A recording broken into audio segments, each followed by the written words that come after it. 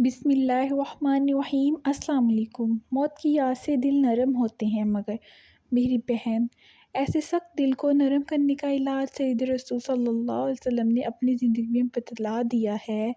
ایک عورت حضرت عائشہ رضی اللہ عنہا کی خدمت میں حاضر ہوئی اور شکوہ کیا کہ میرا دل بڑا سخت ہے، مجھے اس کو نرم کرنے کا کوئی علاج بتائیے۔ تو حضرت عائشہ نے فرمایا کہ تم موت کو کثرت سے یاد کرو، دل نرم ہو جائے گا۔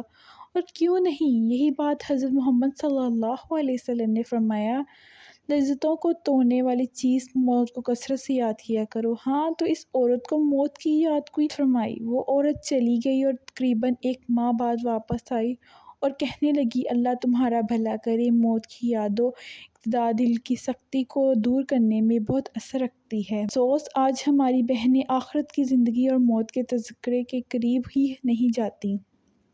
ان کے دنیاوی تذکرے ہی ختم نہیں ہوتے، جہاں بیٹھیں گی کپڑوں، جوتوں، چوڑیوں کے نئے نئے فیشن شروع کر دے گی۔ کیا مجال کیسی ڈیزائن اور ماڈل میں یہود و نصارہ کی عورتوں سے پیچھے رہ جائیں، چاہے وہ 9 میٹر کپڑے کی بجائے 22 میٹر کپڑے میں تیار ہو۔ یہ بھی یاد رکھنا چاہیے کہ غالباً اتنا ہی کپڑا عورت کے کفن کو لگتا ہے۔ اس قدر فضول خرچی کی کیا مصیبت آن پڑی ہے میری بہن! اگر اسی فالتو کپڑے سے کسی غریب عورت کا بدن ڈھانپ دیتی تو شاید تجھے اس نیکی کے بدلے اللہ تعالیٰ جنت الفردوس میں ایک جوڑا پہنا دیتا، جس کو تیری آنکھوں نے دیکھا تک نہ ہونا تھا، اور نہ تیرے کانوں نے سنا تک نہ ہوتا، اور نہ تیرے دل پر اس کا کھٹکا تک گزرا ہوتا۔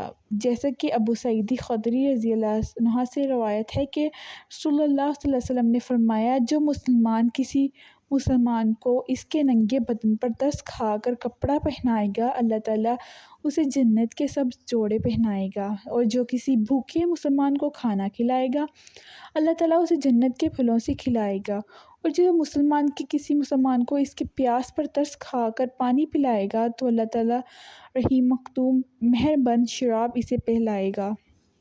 اور جو وقت آپ نے ڈیزائن کی تیاری میں برباد کیا، اگر گھر کے کسی کوئی کونے میں بیٹھ کر اپنے رب کو راضی کرنے یا آخرت کی تیاریوں میں لگا دی تو شاید اتنا ہی وقت میں تیری بخشش ہو جاتی۔ اے کاش میری قوم سمجھ جائے! گرمی اور سردی کے نت نئے ڈیزائنوں کے متعلق اگر عورت سے سوال کر لیا جائے تو بڑے چاؤ کے ساتھ بیان کرے گی، اور اگر نماز کے ارکان، سنتیں اور غسل کا طریقہ پوچھ لیا جائے تو اپنی جہالت کی بنا پر شرمندہ نگاہوں سے دیکھنے لگیں گی اور زبان گونگی ہو جائے گی۔ کسی نے کیا خوب کہا ہے، درسِ قرآن نہ اگر ہم نے بھلایا ہوتا، یہ زمانہ نہ زمانے نے دکھایا ہوتا، چاٹ لیں تم نے کتب فلسفہ و انگلش کی، ہاتھ بھولے سے ہی بھی قرآن کو لگایا ہوتا۔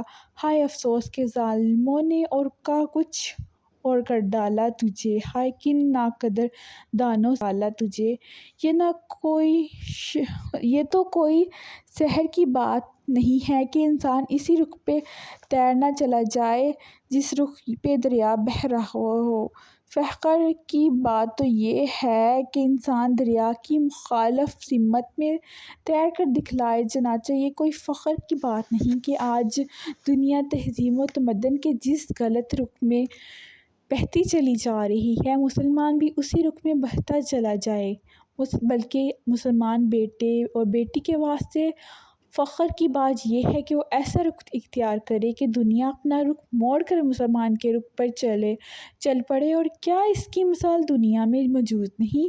اسی کو ایک شاعر نے اپنے الفاظ میں یوں بیان کرتے ہیں، یہ کیا ناز ہے، کیا زمانے نے بدلا ہے تجھے، مرد وہ ہے جو زمانے کو بدل دیتے ہیں۔ ہائے افسوس کہ آج مسلمان ماشاءاللہ ان لوگوں کی خبیث و معاشرت اور طرز زندگی کو بخوشی اختیار کرتے ہیں جو جانوں سے بھی گزری ہے، اور اپنی راتوں کو عیاشی اور فحاشی میں گزار دیتے ہیں، اور کتوں کو گود لینے کے خواہش مند ہیں۔ اس سے بڑھ کر کہ یہ خواتین شوہروں سے زیادہ کتوں سے پیار کرتی ہیں، اور گھر سے دور رہ کر وہ اپنے شوہروں سے زیادہ کتوں کو یاد کرتی ہیں۔ محض دنیاوی ترقی کے دلدار روشن خیال مسلمانوں کے دلوں میں یہ خواہشات خوب جنم لینے لگی ہیں، اور برابر یہ نام نہاد مسلمان اپنی معاشرت سے روح گردانی کرتے چلے جا رہے ہیں، اپنی شریعت مطہرہ اور معاشرت سے گردانی، جہاں ایک طرف اللہ اور اس کے رسول صلی اللہ علیہ وسلم کی نافرمانی اور ناراضگی کا باعث ہے، تو دوسری طرف مسلمان کا بحیثیت مسلمان ثابت ہونا مشکل ہو گیا ہے۔ کسی نے خوب کہا ہے کہ مریم کہاں تلاش کرے اپنے خون کو، ہر شخص کے گلے میں نشان صلیب تھا۔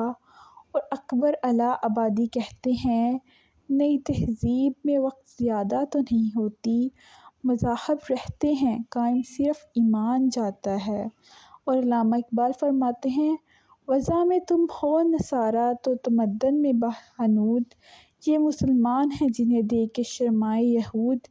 اے میرے مسلمان بھائیوں اور بہنوں، مسلمان بیٹے اور بیٹیوں کی راتیں ایسی نہیں ہوا کرتی تھیں، اور خدا کی قسم آج بھی ایسے بیٹے اور بیٹیاں موجود ہیں جو اپنی راتوں کو کالی کملی والی اور گنبد خضرا والی نبی حضرت محمد صلی اللہ علیہ وسلم کی سنت پر گزار دیتے ہیں، اپنی ان راتوں سے اس قدر لطف اٹھاتے ہیں کہ عیاشی اور فحاشی میں راتیں بسر کرنے والے اس کا تصور بھی نہیں کر سکتے۔ اسی سے لطف اندوز ہو کر کسی بزرگ نے یہ کہا ہے کہ راتوں کے بادشاہ اہل اللہ اپنی راتوں میں اللہ تعالیٰ سے مناجات کر کے وہ لطف اٹھاتے ہیں کہ راتوں کو کھیل کود اور فحاشی میں گزارنے والے وہ لطف نہیں اٹھاتے۔ علامہ ابن القیم فرماتے ہیں کہ ہم مسلمانوں نے تو اپنی راتوں کو حضرت محمد صلی اللہ علیہ وسلم کے طریقے پر عمل کرتے ہوئے گزار دیتے ہیں، اور کافر لوگ اپنی راتوں کو ناچ گانے میں گزار دیتے ہیں۔ بس یہی فرق ہے مسلمان اور کافر کی شب باشی میں۔ اللہ تعالیٰ ہم مسلمانوں کی راتوں کو ہمارے اور ہمارے دینوں کے پھر سے اپنے پیارے پیغمبر صلی اللہ علیہ وسلم کے مبارک طریقوں پر لوٹا دے، آمین۔ حد سے زائد کھا چکے ہیں دربر کی ٹھوکریں، کاش اپنا لے مسلمان اب بھی کوئے مصطفیٰ صلی اللہ علیہ وسلم۔ میری بہن، زندگی کی یہ راتیں اور یہ دن ختم ہونے سے پہلے ان کی قدر کرو، اور آخرت کے گھر کی تیاری کے لیے اگر دنیاوی کاموں جتنا وقت نہیں تو کم از کم برابر کا وقت تو لگانا چاہیے، اور برابر کا تو نہیں تو کم از کم دن رات کا تیسرا حصہ تو لگانا چاہیے۔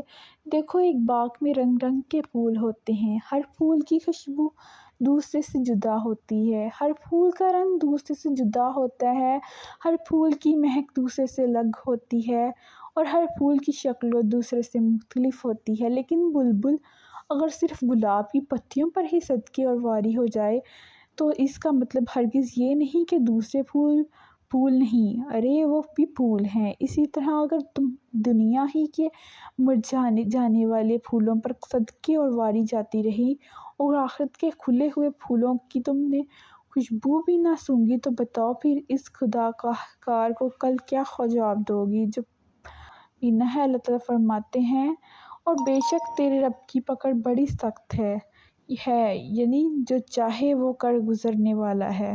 شکریہ، پلیز سپورٹ مائی چینل۔ اللہ حافظ۔